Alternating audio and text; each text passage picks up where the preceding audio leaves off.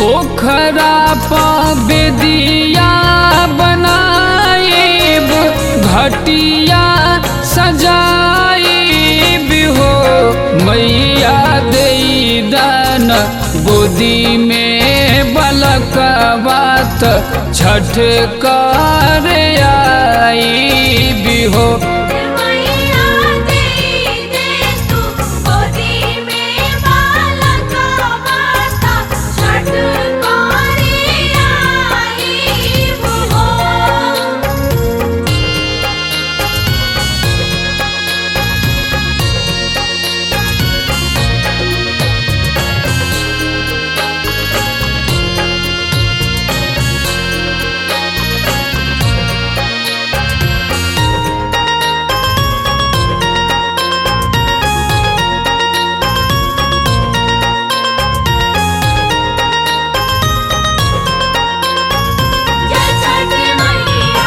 चौमुख दिया ना जराइब कोसिया भराइब हो मनसा पूरा कैद जलसा कराइब अर्घ देवे आइब हो।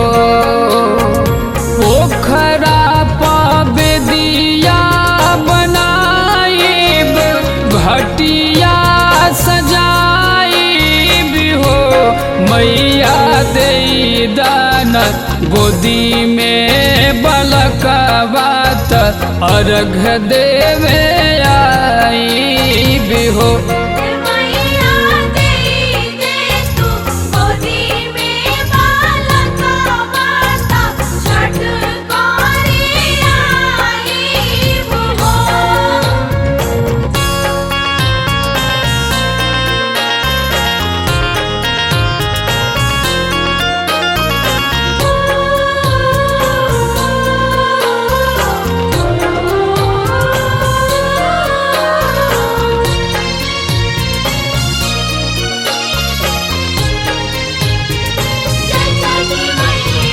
सोमवा से सुपली मंगाइब फलवा सजाइब हो अपना पियावा के पियरी पहनाइब दौरा उठाइब हो।